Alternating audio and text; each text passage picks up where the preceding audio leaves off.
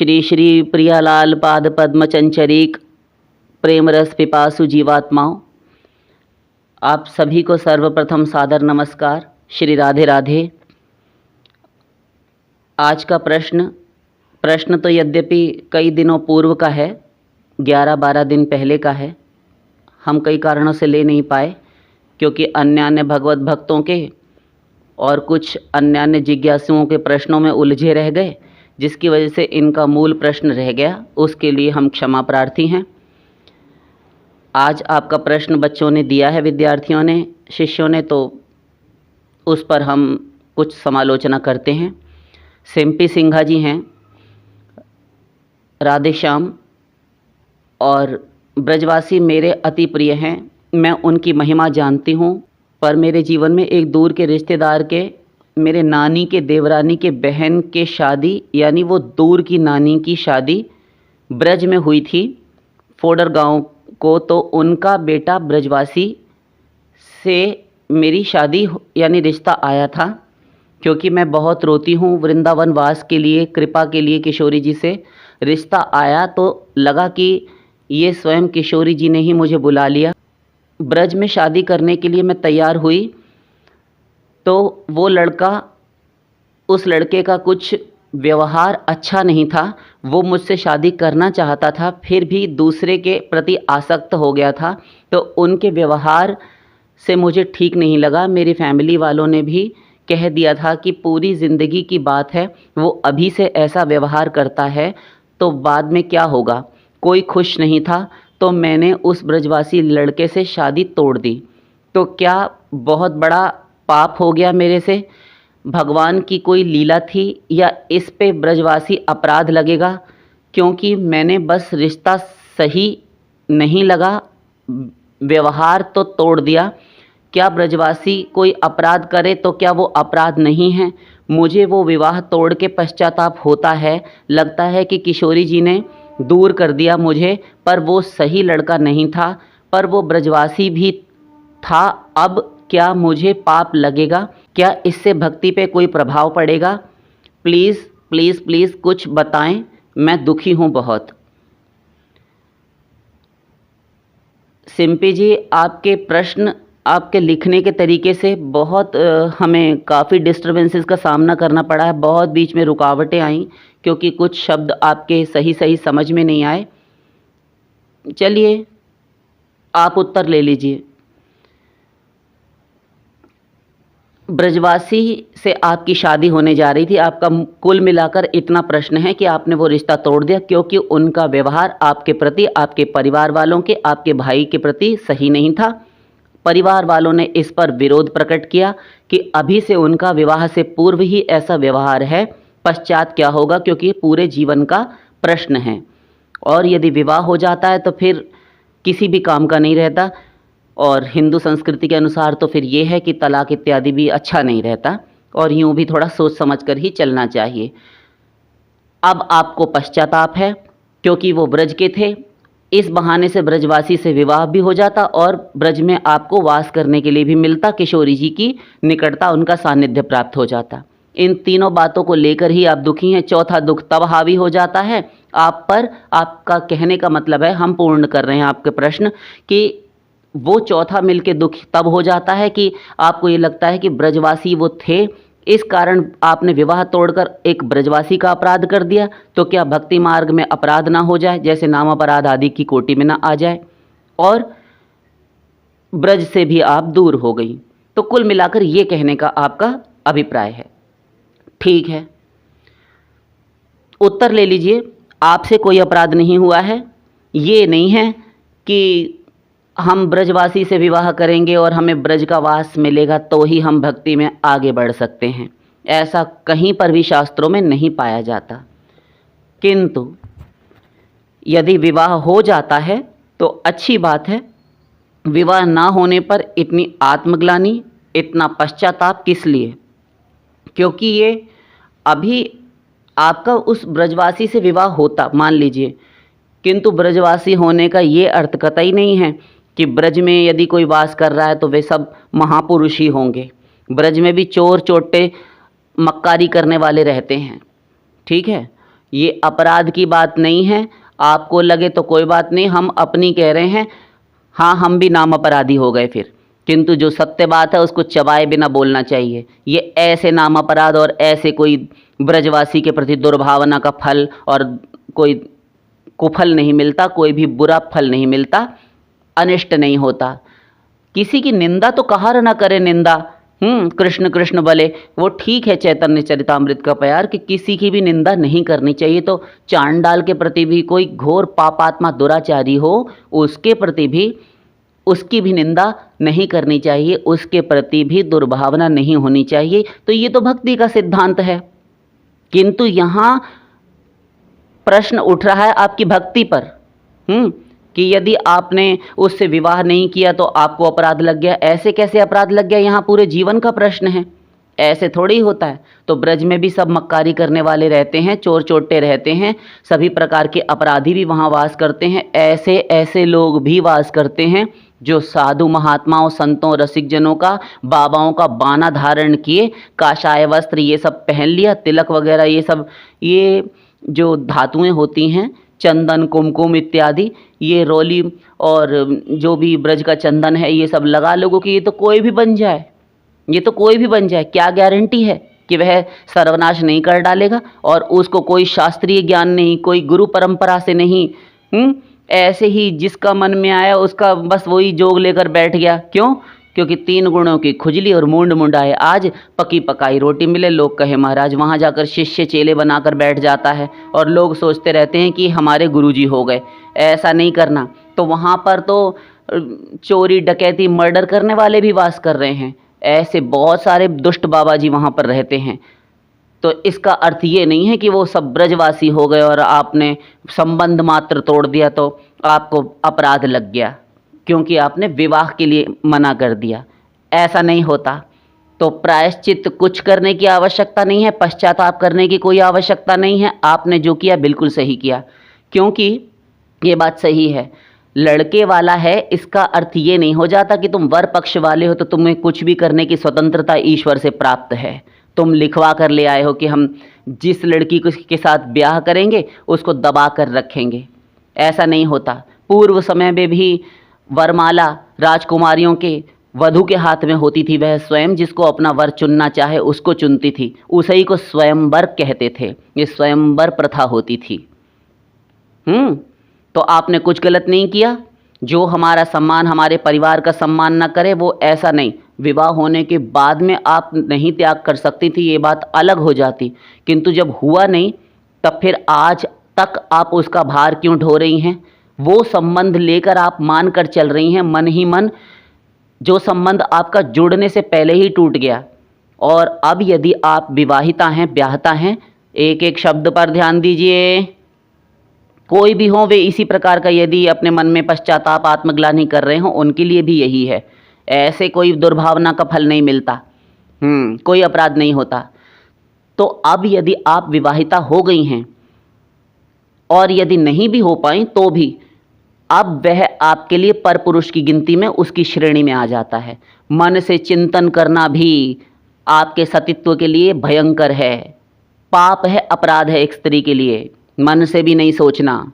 3 प्रकार की पतिव्रताएं हमारे शास्त्र में कही गई हैं।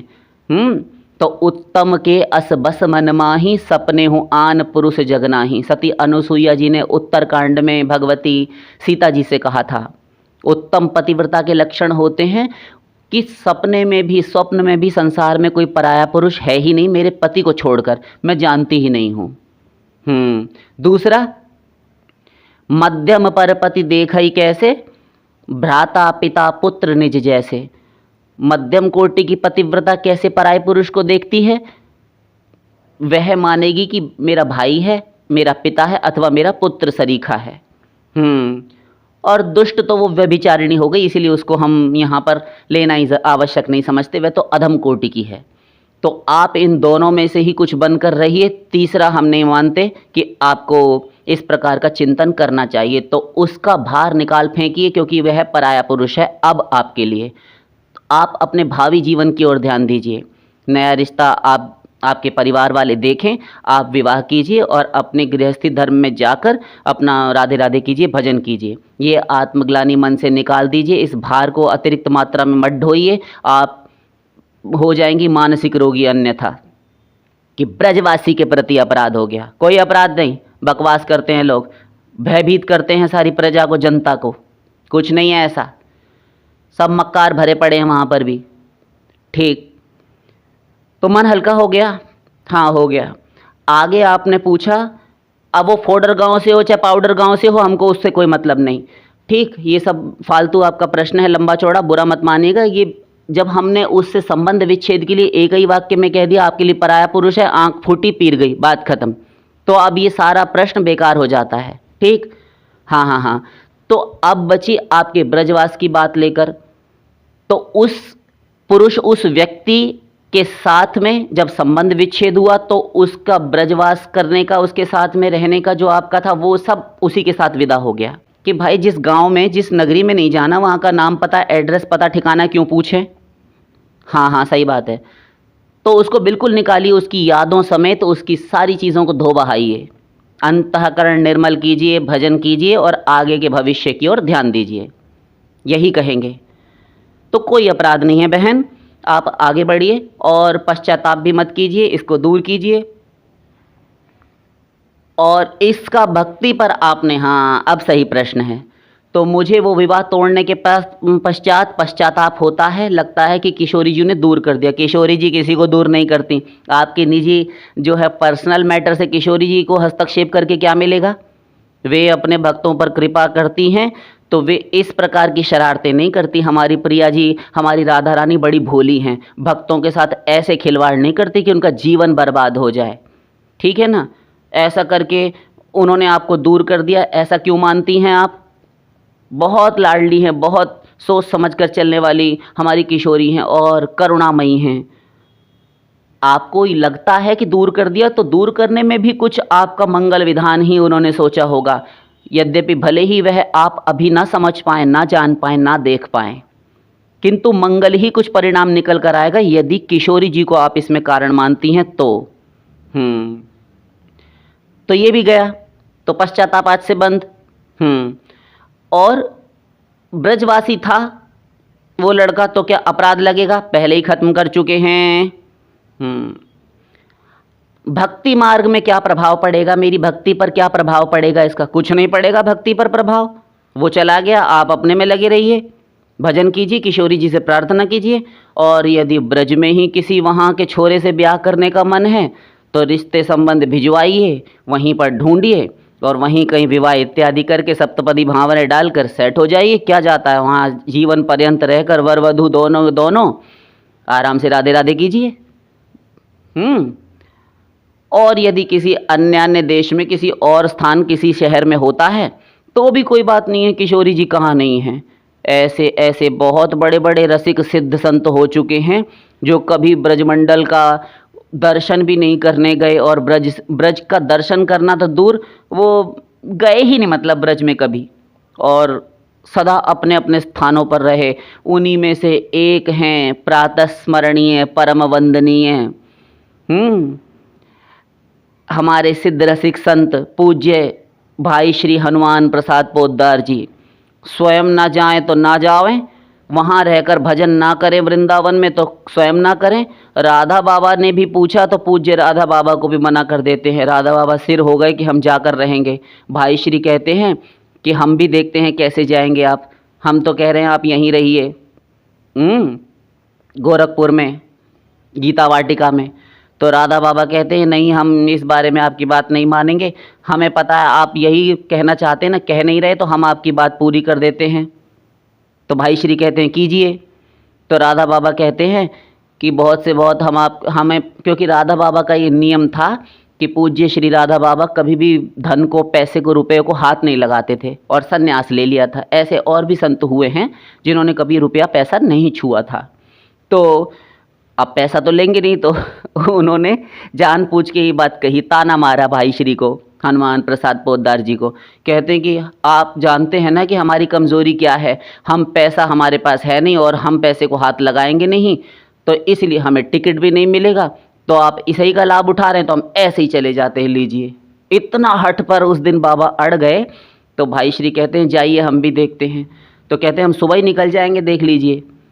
तो रात को राधा बाबा अपने कुटिया में अपने कमरे में सोए हुए थे। वो कमरा आज भी है गीता वाटिका में। तो वहाँ पर श्री कृष्ण रात को प्रकट हो गए साक्षात, और राधा बाबा से कहा कहाँ जाने की प्लानिंग करते हो स्वामी जी, सन्यासी जी? ऐसे ही बोले श्री कृष्ण। तो राधा बाबा कहते हैं आप ये बताइए कि ब्रज में रहकर वास करने से ही आपका भजन पूर्ण माना जाता है। संतों ने ऐसा कहा है, ग्रंथों ने, रसिकों ने ऐसा कहा है कि आपके और प्रिया जी के भजन के लिए वृंदावन ब्रज के वास से अधिक श्रेष्ठ कोई स्थान नहीं हो सकता। हाँ हाँ, वो तो ठीक है। तो फिर भाई श्री हमको क्यों नहीं जाने दे रहे? अरे भाई श्री आपको नहीं जाने दे रहे तो भाई श्री ने कह दिया तो गुरु की बात ही माननी चाहिए। इतने बड़े रसिक सिद्ध संत हैं, उनको आप इतनी महत्व बुद्धि देते हैं, इतना उनमें आदर बुद्धि रखते हैं, तब उनकी बात नहीं मानते, ये कैसी आपकी निष्ठा है? अरे हनुमान प्रसाद जी जो हैं उनका पूरा शरीर ही वृंदावन है, कहीं मत जाइए। ये स्वयं श्री कृष्ण के श्रीमुख से निकले हुए वाक्य हैं। राधा बाबा सुबह गए, कहते हम नहीं जाएंगे। क्यों? रात में तो हट कर रहे थे, अब हम टिकट बनवा देते हैं, चले जाइए।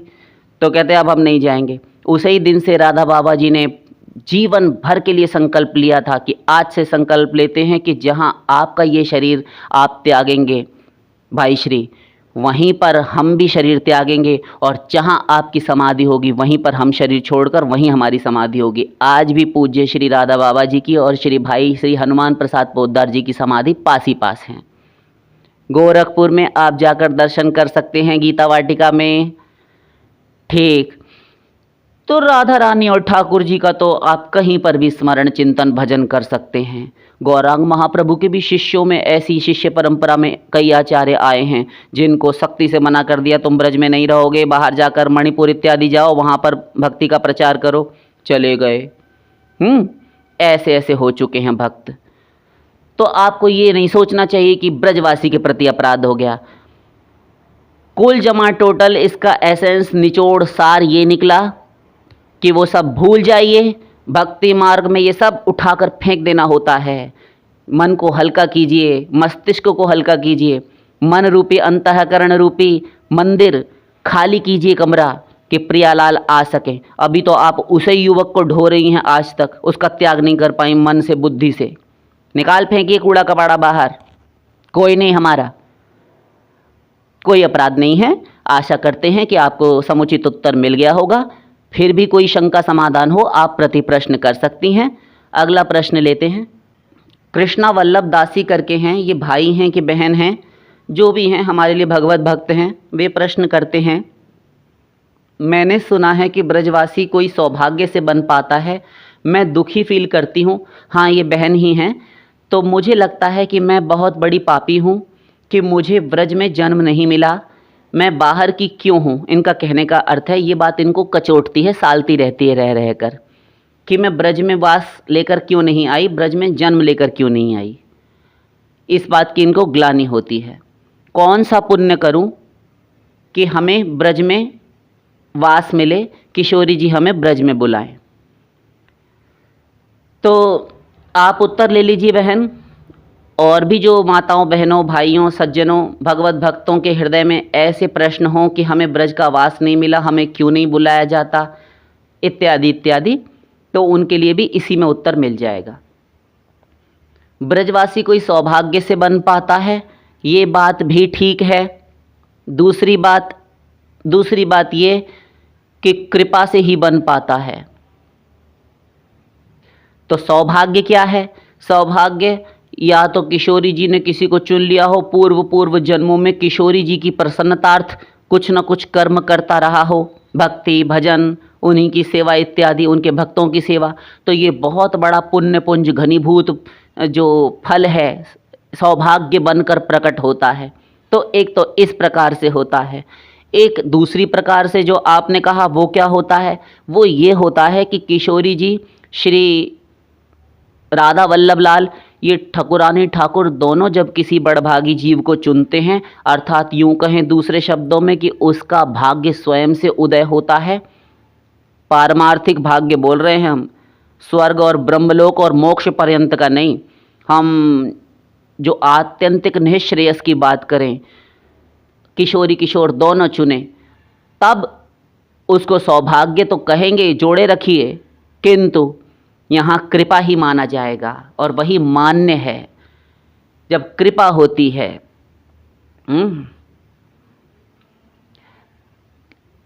तो कृपा द्वारा ब्रजवास मिल सकता है, मिला है भक्तों को, आगे भी मिलता रहेगा। एक प्रश्न का उत्तर हो गया। मैं दुखी हूँ, दुखी फील करती हूँ, मुझे लगता है कि मैं बहुत बड़ी पापी हूँ, मुझे ब्रज में जन्म नहीं मिला, मैं बाहर की क्यों हूँ।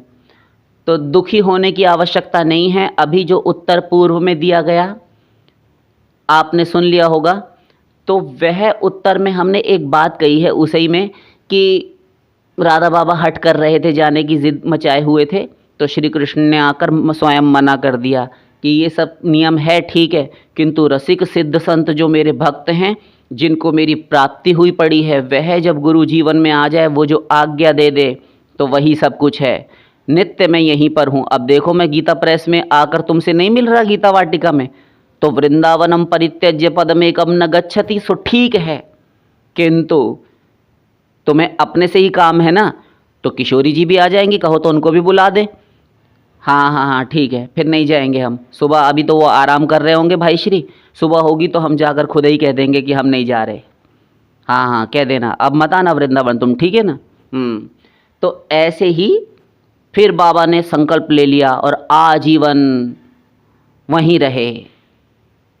और इतना ही नहीं, भाई श्री का शरीर, भौतिक शरीर पहले शांत हुआ, तत्पश्चात जब शरीर शांत किया, जिस दिन होने वाला था उस दिन भी डॉक्टर लोग घेर कर खड़े थे, और तब भाई श्री तो शैया पर थे और श्री कृष्ण और अष्ट महासखियाँ ये सब उनको पुकार रहे हैं। जाने की तैयारी थी भगवत धाम, चित जगत में प्रवेश करने की बारी थी।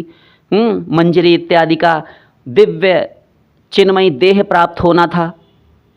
राधा बाबा सुबह के समय परिक्रमा करते थे, तो परिक्रमा के लिए गए हुए थे, किंतु वे आ गए, तब जाकर उन्होंने शरीर छोड़ा भाई श्री ने। ठीक, तो उसके बाद जब भाई श्री की समाधि इत्यादि अंत्येष्टि के बाद बन गई, राधा बाबा उन्हीं की समाधि के पास गीता वाटिका में सामने ही कुटिया थी, वहाँ भजन करते थे। दिन भर बैठकर भाई श्री की समाधि को देखते हुए भजन करते थे, इतना प्रेम था। ऐसा था दोनों का परस्पर प्रेम। समझ गए। तो पापी वापी कुछ नहीं होता, यूं बाहर रहकर भी आपको प्रियालाल कुंज निकुंज निभृत निकुंज की उपासना और कुंज निकुंज आदि का रस प्राप्त हो जाए, और यूं ना होने को ना होना हो तो आप ब्रज में रहकर भी जन्म जन्मांतरों तक ना प्राप्त कर सकें। ये जो तथाकथित ब्रजवासी बने हुए हैं, ये आवश्यक नहीं है कि वहाँ पर ब्रज में जन्म लेकर आ गए तो इनका सौभाग्य है, ठीक है, किंतु अनुभव नहीं कि हम किस सच्चिदानंदमयी भूमि पर बैठे हैं। आप कहना क्या चाहते हैं हमें समझ में नहीं आता, आपकी बातें बहुत सारे अर्थ छिपाए रखती हैं अपने गर्भ में, समझा कर बोलिए। तो देखिए, ब्रज में जन्म लेकर आना आप सौभाग्य मानती हैं? हाँ, समझते चलिए जल्दी जल्दी। तो यदि ब्रज में जन्म लेना ही सौभाग्य होता, तब फिर जो ब्रजवासी वहाँ पर जिनकी पीढ़ियाँ दर पीढ़ियाँ रहकर समाप्त होती जा रही हैं, उनकी अगली पीढ़ियाँ आती जा रही हैं, वे लगातार वहाँ के मूल निवासी हैं, वो स्वयं को कितना भाग्यशाली मानते हैं। और यदि किसी अंश में माने भी कि हम ब्रज में रहते हैं, ठाकुर ठाकुरानी के हैं, तो बने रहिए, उससे क्या होता है। मतलब ये कि ब्रज में रहने मात्र से सौभाग्यशाली कोई नहीं हो जाता। जल बिच मीन पियासी, सुनी सुनी मोही आवत हाँसी। जल के बीच में रहकर मछली प्यासी है और सुन सुनकर मुझे हंसी आती है, गोस्वामी जी कहते हैं।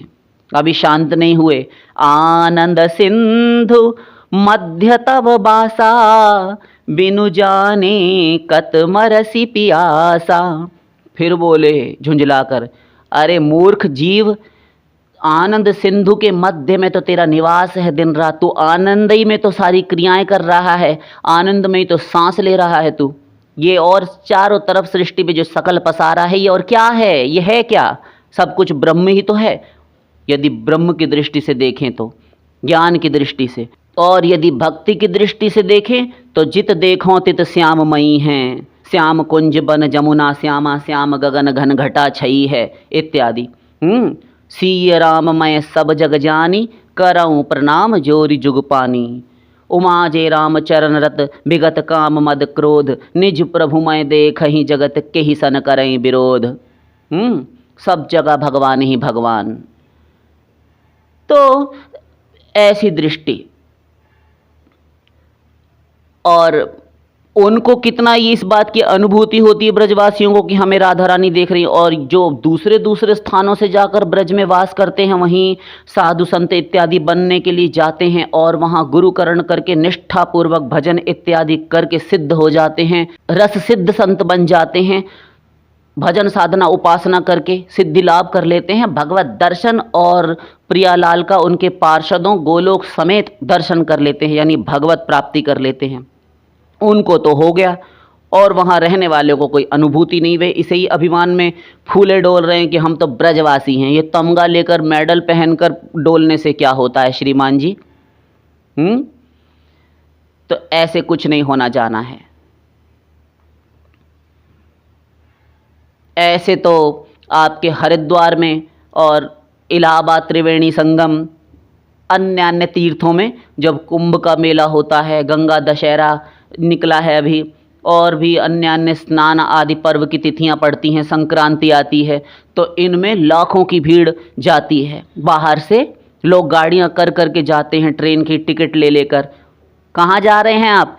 हम दर्शन करने जा रहे हैं हरिद्वार, त्रिवेणी संगम, इलाहाबाद, प्रयागराज इत्यादि। क्यों? गंगा जी में नहाएंगे, बहुत शुभ पुण्य तिथि है, बड़े वर्षों में ऐसा सुंदर सुयोग बना है। अच्छा अच्छा अच्छा, तो क्यों जी आप इस सब को मानते हैं, किंतु वहाँ रहने वाले जो लोग हैं हरिद्वार के, वो तो अपने घर में जो उनका समरसीबल या बोरिंग का पानी है, घर ही में जो नल है उसी से नहा लेते हैं, तो उनको फल नहीं मिलेगा? उनको फल कैसे मिलेगा? उनको तो ये लगता है कि अब यहाँ से कौन जाए 1 किलोमीटर दूर गंगा जी नहाने, घर ही में नहा लेते, नल खोलकर बाल्टी लेकर बैठ जाता है नहाने के लिए, तो उसके लिए कोई महत्व नहीं। तो ऐसे ही ब्रज में रहकर ब्रज का महत्व नहीं जाना, ये नहीं पता कि जिस भूमि पर हम जिस भी स्थान पर चरण रख रहे हैं, जिस भूमि पर हमारा घर बना है, उस पर किसी समय श्री श्री प्रियालाल के पावन सच्चिदानंद में दिव्य चिन्मय अप्राकृत शरीर के उन्हीं पावन बहुत सारे जो अनेक अनेक शुभ चिन्ह हैं चरणों में अंकित, उन चिन्हों से युक्त उस भक्तों को जो प्रेम रस प्रदान करते हैं, आनंद प्रदान करने वाले चरण इसी भूमि पर पड़े थे। हो सकता है और संभव है, हो सकता है नहीं, ब्रज में ऐसा कौन सा स्थान है जहाँ पर प्रियालाल के श्री गोपिकाओं के चरण ना पड़े हों, रसिक संतों के चरण ना पड़े हों पूर्व काल में? और वहीं पर आपने किसी दिन भूमि खरीद ली, वहाँ मकान बना लिया, फ्लैट बंगला बना लिया, रहने लगे, किंतु अनुभव कुछ नहीं, क्योंकि हमें यह अनुभूति नहीं है कि हम किस स्थान पर बैठे। अन्यथा हर्ष में और आनंदातिरेक के कारण मूर्छा आ जाए, तुरंत अष्ट सात्विक भावों का उद्रेक शरीर में हो जाए कि यहाँ पर राधा रानी के चरण किसी समय पड़े थे। कोई भावना नहीं, जाकर हल्ला बोल मचा कर आ जाते हैं, रील्स बना लेते हैं, वीडियोस बना बना कर घूम फिर कर सैर सपाटे करके दांत काट काट के कान तक वहाँ चाट पकौड़ी खा के आ जाते हैं। हम कहाँ गए थे? हम परिक्रमा करने गए थे, परिक्रमा दे के आए हम गिरिराज की। अपनी खोपड़ी देकर आए हो तुम, तुम्हें कोई अनुभव नहीं, इससे कुछ नहीं होना जाना। तो ब्रजवास राधा रानी की प्रियालाल की कृपा से मिलता है, ये ठीक है, किंतु ब्रजवास करके ही सब कुछ होगा ऐसा नहीं। तो यदि आप ब्रज में नहीं हैं तो बहुत बड़े पापी हो गए। कोई भी भक्त अथवा साधक साधिका, ऐसा कुछ नहीं होता, तो ग्लानि ना करें। हाँ, मुझे ब्रज में जन्म नहीं मिला तो राधा रानी से प्रार्थना कीजिए, भजन कीजिए, जो साधना हम बताते हैं वो भजन कीजिए। राधा रानी ने चाहा तो एक क्षण में कृपा उठाकर आपको ब्रज में ले जाकर राधा रानी के चरणों में पटक देगी, हड्डी पसली नहीं टूटेगी। मतलब राधा रानी स्वयं आकर्षण करके बुला लेंगी कि बहुत तरसते थे तुम हमारी सेवा के लिए, राधा दास्यम के लिए, आ गए, सकुशल आए ना? हाँ हाँ आ गए, तो अब लो हम गुरु भी दे रही हैं तुमको, और यहाँ पर गुरुकरण करो और सेवा करो, आराम से छक्कर रहो भजन करते हुए। और यदि मंगल विधान करेंगी तब फिर पुनर्जन्म आपको ब्रज में अपने पावन चरणों के सानिध्य में बुला लेंगी। रोने धोने की आवश्यकता नहीं है, क्योंकि आत्मा जीवात्मा नित्य है, कभी मर नहीं सकते आप। शरीर ये वाला चोला, आप ये वस्त्र बदल देंगे, अनंत काल तक आप रहते हैं। रोना तो तब होता है जब हम एक दिन मर जाएं, तो भैया ये काम पहले हो जाता, इसी जन्म में तो अच्छा था। अरे तो आप नित्य हैं, सदा सदा के लिए नित्य सेवा मिल जानी है, तो एक इस जन्म में ना मिले तो क्या रोना लेकर बैठना। प्रार्थना कीजिए, सदा को मिल जाएगा।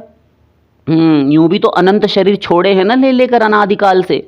हाँ, तो प्रार्थना कीजिए, वे चाहेंगी तो इसी जन्म में बुला लेंगे, नहीं तो अगला जन्म तय है। टेंशन निकाल दीजिए, शेष फिर